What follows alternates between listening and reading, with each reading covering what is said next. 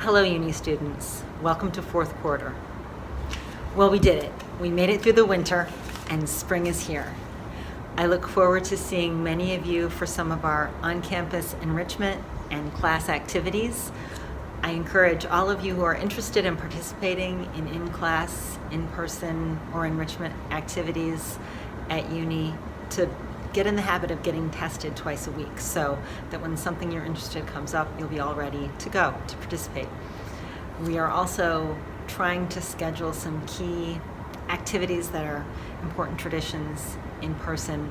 For example, the graduation committee is working on an outdoor in-person graduation this year. So we'll be updating you with details on that as soon as we know what they are. And we're excited about that. I'm going to end today our fourth quarter assembly video, or my part of it, with reciting a poem, as is my tradition. So I'm going to go back to the theme that I touched on first and second quarter, trees, with a classic hit of American poetry, Trees by Joyce Kilmer. I think that I shall never see a poem lovely as a tree whose hungry mouth is pressed against the earth's sweet flowing breast, a tree that looks at God all day and lifts her leafy arms to pray, a tree that may in summer wear a nest of robins in her hair, upon whose bosom snow has lain, who intimately lives with rain.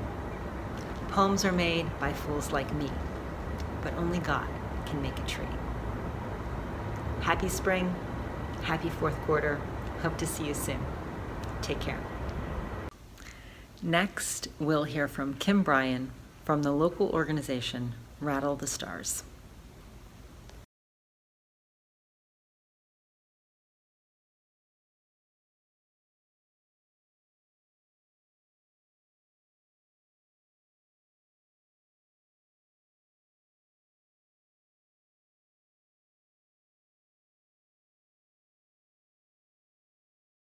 Hi everyone, I'm Kim Bryan with Rattle the Stars Suicide Prevention.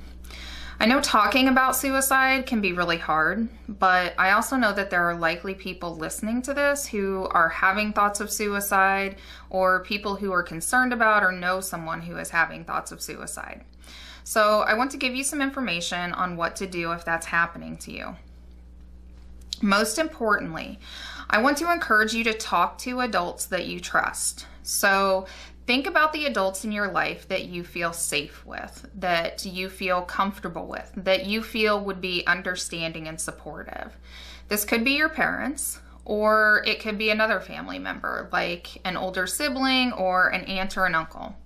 It could be someone at school, like a counselor or a teacher or a coach. It could also be someone in your community, like a faith leader or a neighbor. Once you've decided on who your trusted adults are, make a plan to talk to them. Now, you may feel a little scared or uneasy talking to them face to face, and that's okay. If it's more comfortable for you, you can also send a text or an email or write a note or make a video, whatever works for you to get this out and start this conversation. If you need some support, it's okay to talk with a friend, but your friend has to help make sure that you talk to that trusted adult. This is not something to keep secret. If you don't do it, your friend has to do it for you. Now, if this is a situation where you or your friend is planning to attempt suicide, you need to get immediate help. Find the closest adult and tell them right away. Your friend may be mad at you, but at least they'll still be here. Next, I want to share some other support resources with you. These hotlines can be really beneficial for people having thoughts of suicide, but they can be helpful to others as well. You can use these if you're worried about someone and need some support or guidance. You can use these if you are self-harming, if you've had something really traumatic happen, if you're really stressed out or upset, or if you just need someone to talk to. These hotlines are for anyone, for any reason that they need support. So you can text the crisis text line at 741-741. You can call the National Suicide Prevention Lifeline at 1-800-273-8255. If you are LGBTQ and you want affirming support from other LGBTQ people, you can contact the Trevor Lifeline at 1-866-488-7386, or you can text them at 678-678. And all of these hotlines are available 24/7, 365. So you can reach someone literally anytime that you need to. Also, if you're a little unsure or uneasy about doing this, you can go to their website and they have information about what happens when you contact them, so you can know what to expect and feel more comfortable. Now, personally, I've had thoughts of suicide too, so I know that this can be really scary, but it's just something that happens to people sometimes. Sometimes it's because of what's happening in our bodies, sometimes it's because of what's happening to us in our lives, and sometimes it's a combination of both. Whatever the reason, it's not your fault. There's nothing wrong with you, and it's absolutely nothing to be ashamed of. There are ways that things can get better. There are people who care about you. There are people who will support you. And everyone most definitely will not be better off without you. People really do love you just the way you are. For more information, to learn about other support resources, or to contact us, go to our website at rattlethestars.org. Thank you all, and take care of each other. Hi Uni community, my name is Kara Mathias and I'm currently a sophomore here at Uni.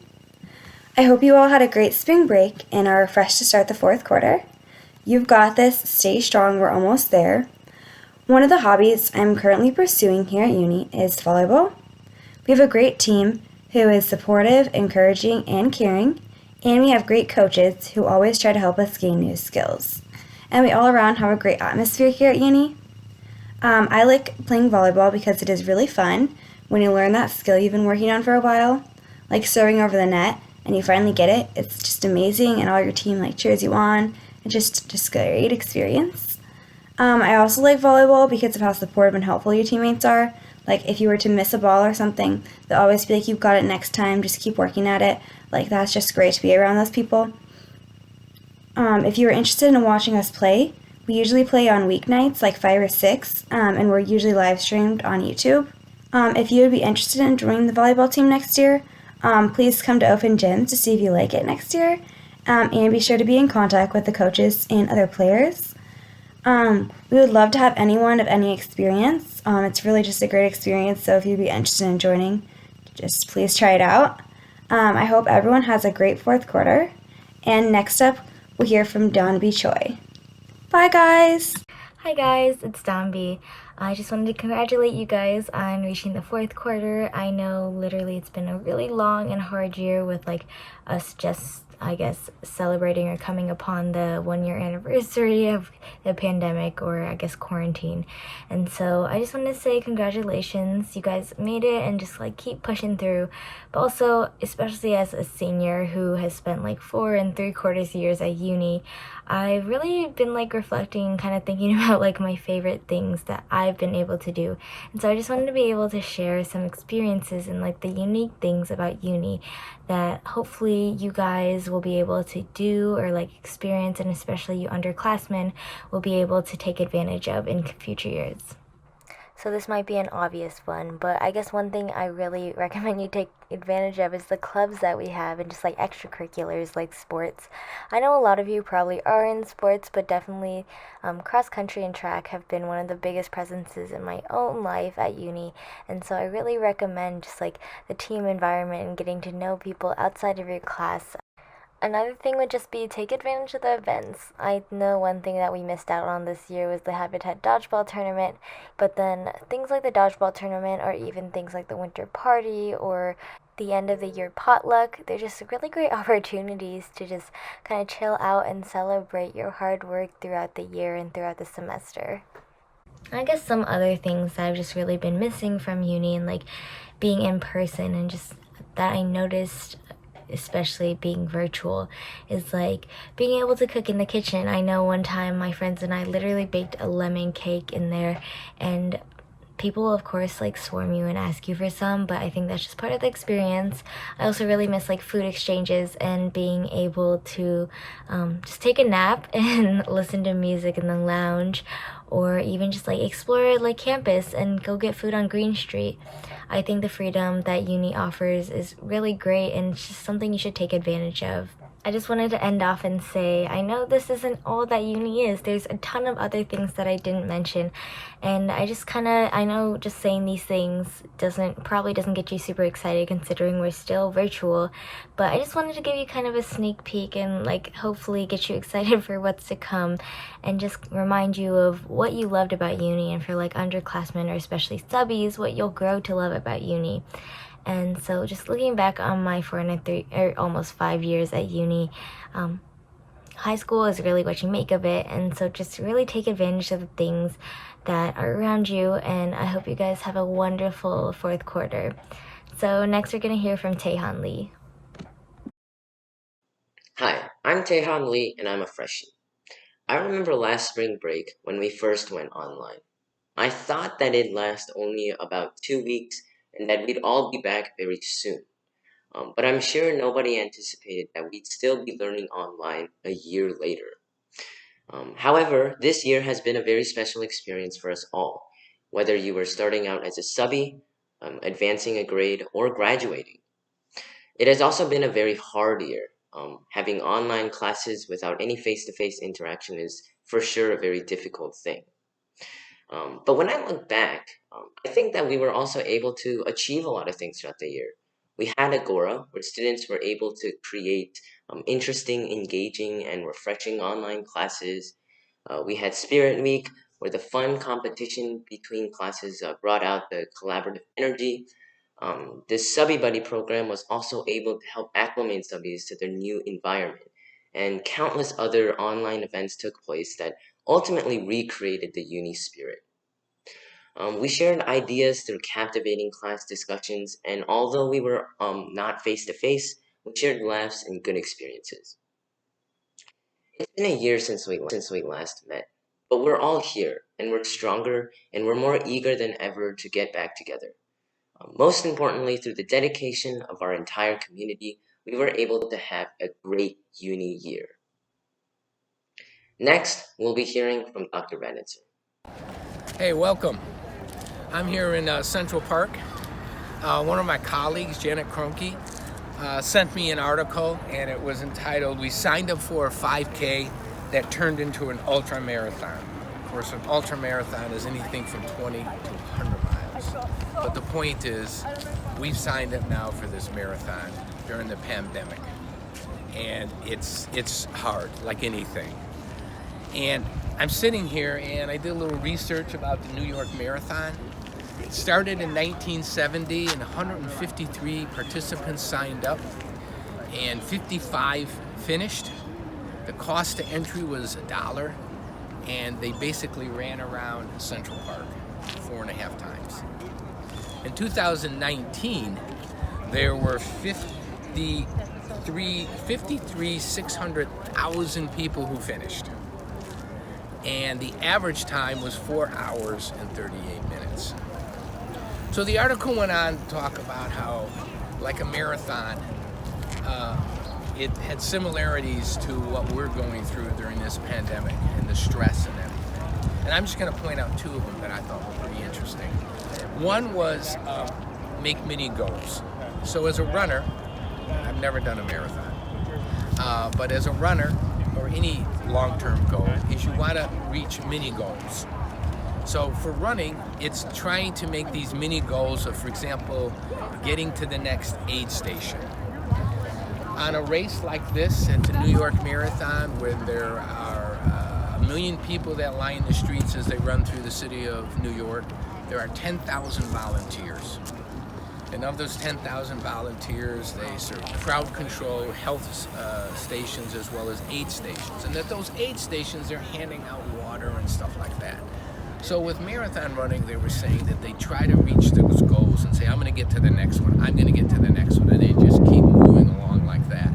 And for us, there's similarities in that we just have to have little goals, mini goals to get things done, to get that project done, and then take a break, to get that class done for the day and then go outside, or even in some cases maybe even be off the computer for a day during the weekend.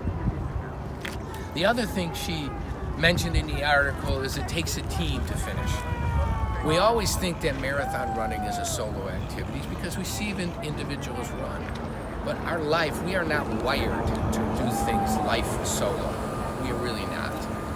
So the person was saying that in order to do these races, many times there's a lot that goes on behind the scenes with family and friends that encourage the runner, people that they run together with to keep their mileage up so they're ready to run a race like this. And that's important for us too, because you have friends at uni that can support you. You have family that can support you, and you have uni staff that can support you. So think about those things. And as I tape this right now, I ran into a group of people that are singing right actually back here. And they have a friend that they're supporting because this individual is trying to break a record or set a record. His plan is to go around the Central Park in order to make 100 miles in one day. And as of a half hour ago, he's already done 30. So there's his team. Here's him team to support him. So as we look forward and as we finish this year, we have the enrichment activities, our way to get people together. It's one of our steps moving forward. And I just hope everyone has a great final quarter. I hope we all finish strong.